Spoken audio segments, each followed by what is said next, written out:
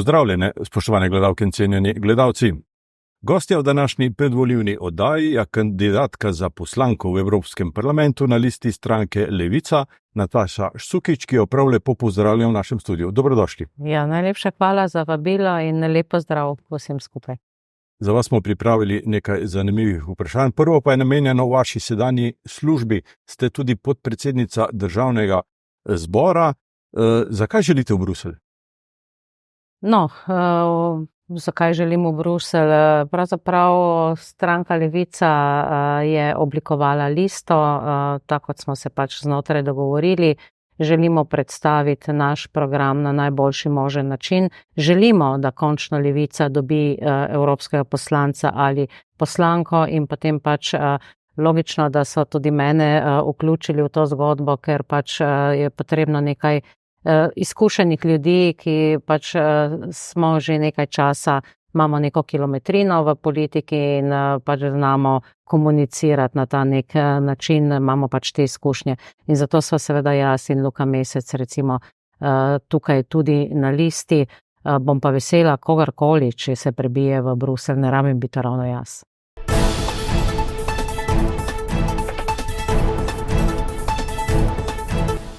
Kaj jaz temu rečem, na nek način anomalije demokracije. Boljšega sistema od demokracije sicer še človeštvo ni iznašlo. Ima sicer neke ideale o neki bodočnosti, kjer bi bili vsi enaki in enakopravni popolnoma v nekoč v recimo komunizmu, ki ga seveda ne bomo nikoli doživeli. To se pravi, demokracija je trenutno najboljši sistem, pa svoje pomanjkljivosti. Pomanjkljivosti zato, ker seveda, ko imaš ti široko izbiro, mogoče celo že preveč izbire, si hitro podvržen raznim manipulacijam in desnica zelo dobro pač ima izvežbane te strategije, kako strašiti ljudi, kako jih s to manipulacijo pritegniti k sebi in pravzaprav graditi, sebe vzpostavljati in krepiti na račun tega spodbujanja strahu in tudi na žalost sovraštva. In to se odraža seveda tudi v Evropskem parlamentu in letos pravijo, da so to zelo pomembne volitve, se to vsakič rečem, ampak zato, ker bodo zares zelo pomembne, ker pač živimo v izjemno nestabilnem svetu, kot vidimo, vse te vojne, ki divjajo dobesedno na vratih Evrope ali pa v naši bližini, vse te krize, ki so se zvrstile v zadnjih letih, vse to seveda ljudi spravlja v negotovost, v stisko in so še tem bolj ranljivi, podvrženi raznim sugestijam in potem seveda, nažalost, se spenja skrajna desnica in to so zelo nevarne tendence in zato je pomembno, da gremo tokrat čim bolj množično na volišča in pač upam ne izberemo skrajno desnih oziroma desnih opcij, ki so nagnjene ksenofobiji in podobnim stremljenjem.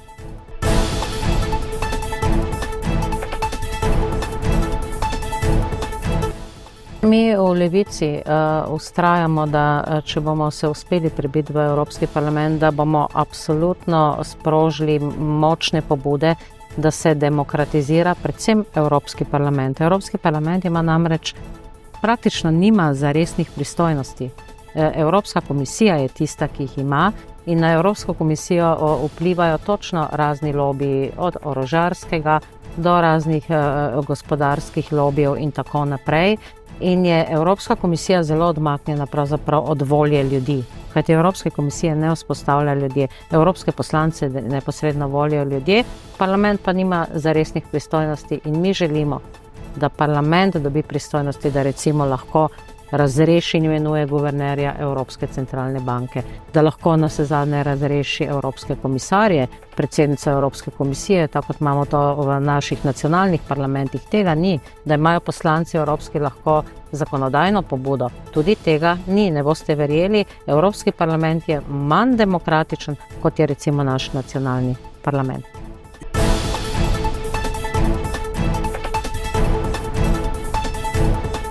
absolutno krepitev javnega zdravstva. Mi, da ne bo teh, ko so razni klišeji in stereotipi o levici, češ da mi smo absolutno proti vsaki privatni iniciativi. Nismo, ampak prednost je v močnem javnem zdravstvu, ki je dostopno vsem ljudem, ne glede na njihov materialni status, ne pa da pač tisti, ki imajo denar, lahko grejo k zasebnikom pač z bančno kartico namesto za zdravstveno kartico in imajo prednost, preskakujejo te vrste.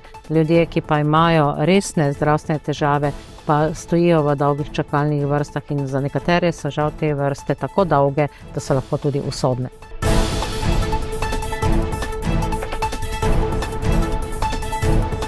Absolutno. To smo zmeraj podpirali v Levici, na tem vztrajamo, kajti NATO, treba se je zavedati, naj bi bil obrambna organizacija v resnici, mnogokrat je vpleten in neti konflikte po svetu, ustvarja te nestabilnosti, zaradi katerih se sproža tudi migrantski val, ki ga seveda desnica sedaj vešče uporablja in zlorablja za svoje politične namene.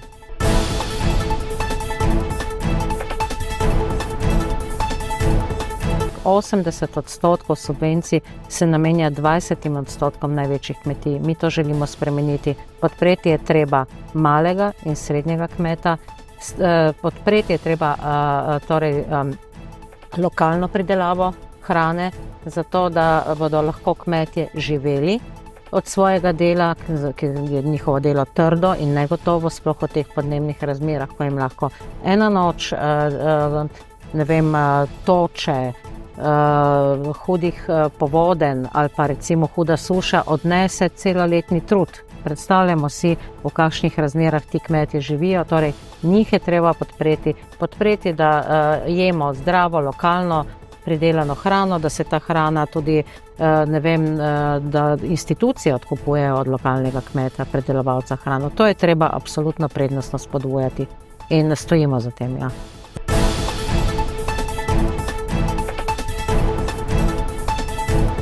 S tem se v Levici zelo dosti ukvarjamo, namreč kaj so najhujši problemi za mlade. Eno so prekarne zaposlitve, se pravi, ljudje so zaposleni prekarno, nimajo ne socialne varnosti, nimajo plačane bolniške, nimajo plačane porodniške, nimajo plačanega dopusta, njihova eksistenca je popolnoma negotova in zato so tem bolj tudi podvrženi izkoriščanju na delovnem mestu, zato ker so popolnoma ranljivi situaciji in jih ne ščiti pravzaprav niti nobena kolektivna pogodba. Po drugi strani nimajo stanovanj. In zaradi, sploh v večjih mestih, recimo Ljubljana, pa tudi na Primorskem, v večjih mestih so stanovanja blazno draga. Zakaj? Tudi daje se za kratkotrajni najem, za turiste. Ta turistifikacija je svoje naredila, poblaznela, ne? In zaradi tega so najemnine šle dobesedno v nebo. Potem imamo po drugi strani bogate ljudi, ki so špekulanti na nepremičninskem trgu, ki kupujejo verige stanovanj in v bistvu na ta način vplivajo na cene. Mi želimo izgraditi in sistematično in sistemsko urediti to področje. In prvi smo, ki to dejansko po 20-30 letih zares počnemo, da bo država vsaj 2000 neprofitnih najemnih stanovanj na leto zgradila, to je v 10 letih 20 000 stanovanj, in bo s tem pritisnila na cene, se pravi regulirala cene, ki se bodo začele nižati, ker pač tržna ekonomija pravi, manjša kot je ponudba, višja je cena, večja kot je ponudba, manjša je cena, in točno to bomo naredili. Več neprofitnih javnih stanovanj, nižja cena.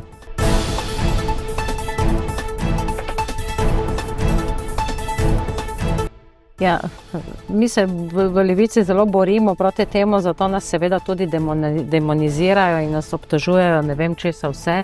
Jasno, čim so ti gospodarski lobiji ogroženi, skočijo v zrak in potem iznajdejo vse žive načine, tudi s pomočjo vezi v medijih in ne vem kje vse in nas napade, ampak mi vztrajamo. Človek mora imeti prednost pred kapitalom. To se vidi tudi zdaj pri okoljskih problemih. Ne? Zaradi profitov kapitala, ki izkorišča tako ljudi kot naravo za svoje profite, smo v hudi situaciji, ki se nam lahko zgodi podnebni zlom, na katerega opozarjajo strokovnjaki že zelo kmalu. Ko se bo to zgodilo, bo prišlo do učinka teh, torej nepovratnega učinka teh zank, ki se to bo noro, ne? Skratka, nestabilno ozračje bo vplivalo na tokove v morju, tečaja se bo talila, nivo gladine morja se bo dvigal, skratka, to bo popolni kaos. In to je treba preprečiti in tega se mora kapital zavedati. Breme zelenega prehoda, ki mora biti socialno pravičen, zeleni prehod, ne smejo nositi navadni ljudje, ki so zmeraj tisti, ki nosijo breme kriz, ne? Ampak morajo tisti, ki onesnažujejo okolje, tudi dati pravične davke plačati za to, da se ta denar nameni za prestrukturiranje, zeleno prestrukturiranje gospodarstva in načina življenja nasploh.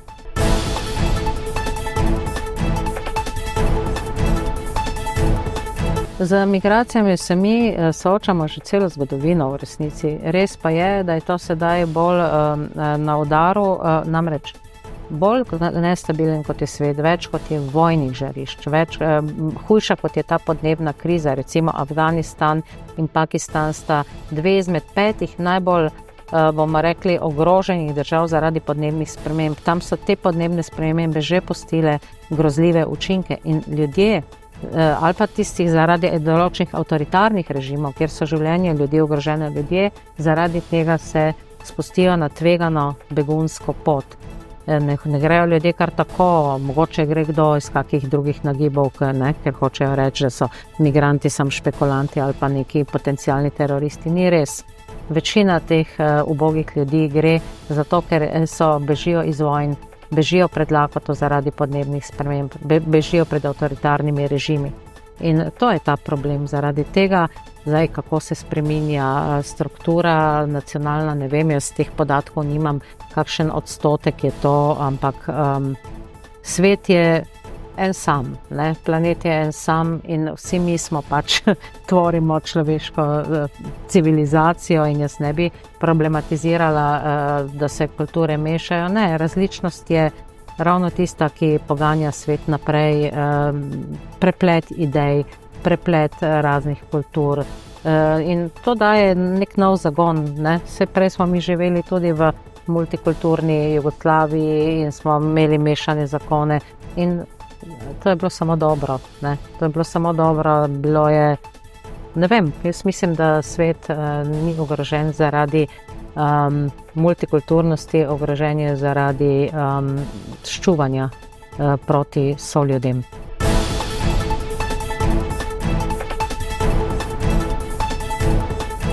Seveda, kaj počne desnica, na to sem hotela opozoriti, zato, da spretno odvrača našo pozornost od dejanskih problemov, ki so zaradi vrste kriz, ki so se zvrstile, predvsem socialni problemi, imamo energetsko krizo, prehransko krizo, draginjsko krizo, hudo inflacijo, ljudje dejansko vse težje živijo, ne? Imamo okoljsko krizo, ne? Da se odvrne pogled od vseh teh realnih problemov. Desnica seveda zdaj maha za migracije, ampak ni zanimivo, ko je desnica na oblasti, nikoli ne razreši v resnici teh migracij. Vsa razlika je bila ta, da ko je bila prejšnja oblast 2 leti nazaj, so vztrajali na žici, na ograjah, kar je pomenilo, da so ljudje umirali v kolpi, begunci v gozdovih ali izgubljeno tavali po vaseh. In lačni, izgubljeni ljudje sigurno predstavljajo večjo varnostno tveganje, mislim, prej lahko pride do kakega konflikta z lokalnim prebivalstvom, kot če so migracije lepo regulirane, tako kot zdaj to počne vlada, kot če se ustvari neka integracijska strategija, da se pač ljudi, ki želijo tukaj delati in graditi našo družbo in glih tak plačevati davke, vključi. Na vse zadnje nam na tem trenutku na trgu dela primanjkuje, mislim, da več kot 20,000 ljudi.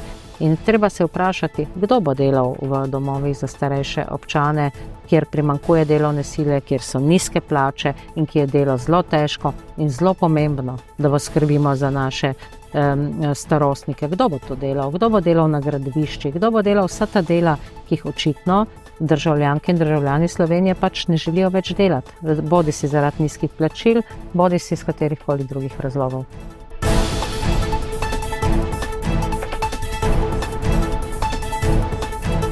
Mislim, kaj bom lahko naredila, je, da če bi bila poslanka, bom na vseh teh perečih temah, vključno z vojno v Ukrajini zelo glasna in bom poskušala narediti vse, da se te stvari premaknejo, da Evropa doume in dojame, da se mora izviti izpod odvisnosti Združenih držav Amerike in NATO, da mora začeti ustvarjati lastno, močno, kredibilno zunanjo politiko, lastno obrambno politiko in predvsem mora sprejeti vlogo neke mirovne posrednice v blokovsko vse bolj razdeljenem svetu in mora biti kredibilna, ne sme imeti dvojnih standardov, ene standarde za Ukrajino, druge za Gazo, ne.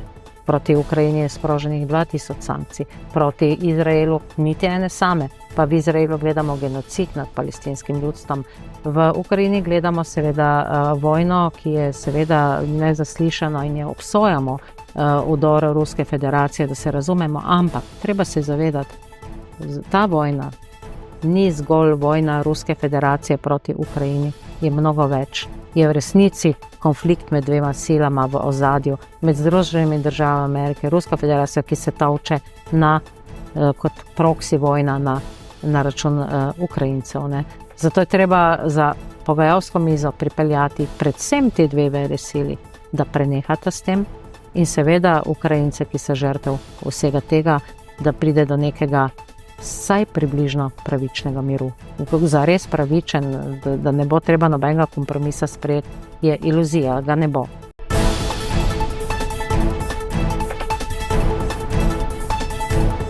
Še več orožja bo pripeljalo še daljšo vojno in še več smrti. Na koncu bomo v milijonih preštevali mrtve Ukrajince, kar je resna katastrofa.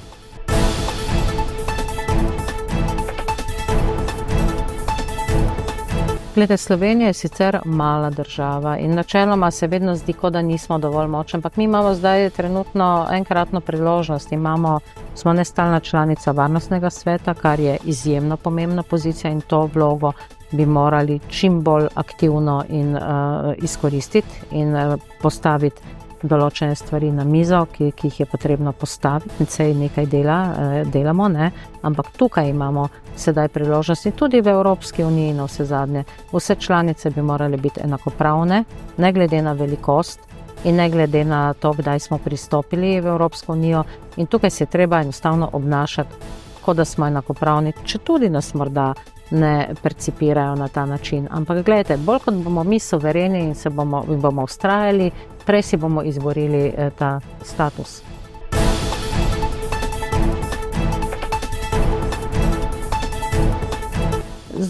Zaenkrat sem zelo zadovoljna. Mislim, da smo nekaj inovacij vpeljali, predvsem na socialnih omrežjih. Imamo mladega, super talentiranega režiserja in scenarista, ki dela odlične, kratke filmčke, dobesedno filmčke o nekih temah in jaz sem navdušena nad tem nekim novim pristopom.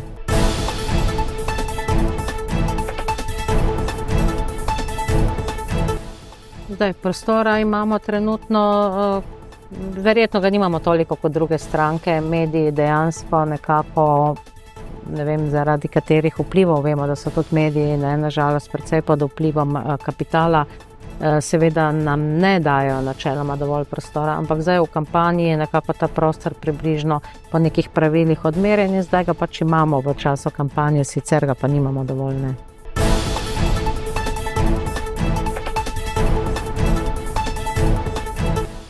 Takole bom rekla, Evropska unija je zamudila kup priložnosti, med drugim priložnost za resnično mirovniško politiko. Tako da jaz bi rekla, da je v Bruselj treba poslati mirovnike in ne vojnih jastrebov. Tisti, ki so se uklanjali in priklanjali tej vojaški logiki, temu, da Ursula von der Leyen napoveduje še povišanje budžeta za oboroževanje celo na 3% BDP, ki napoveduje vojaškega komisarja, ki se zavzema za to, da se še več in več in več orožja trpa v Ukrajino in se s tem vojna podaljšuje. Ne, takšnih poslancev ne rabimo in jaz upam, da bo Slovenija izbrala poslance, ki bodo dejansko šli po poti miru, kajti če ne, se nam lahko zgodi spopad velikih razsežnosti in če se to zgodi, potem kmalu ne bo nikogar več, ki bi lahko v naslednjem mandatu kogarkoli volil.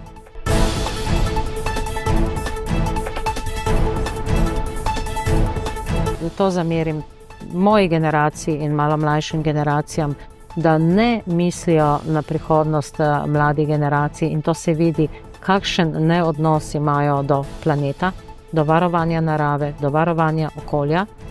In mladi bodo, mislim, resnično se soočali s hudimi problemi, če ne bomo ta trenutek začeli odločno ukrepati. To se vidi za to lahkotnostno poigravanje z vojno velikih razsežnosti. Jaz ne vem, kakšno prihodnost dajemo mladim in kakšna sporočila dajemo mladim. To se vidi, kako malo več denarja, kot gre za orožje, manj gre za javno zdravstvo, javno šolstvo, za socialo, za ustvarjanje novih delovnih mest.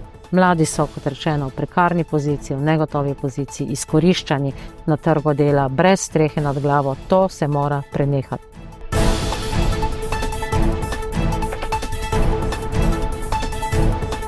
Absolutno da.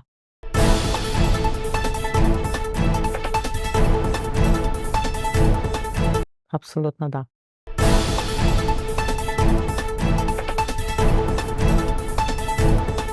Tudi da. Nataša Sukič, hvala za te odgovore in veliko uspeha na skorajšnjih volitvah vam želim. Ja, jaz vam zahvaljujem še enkrat za to vabilo. Vas, poslušalke in poslušalci oziroma gledalke in gledalci, pa vabim.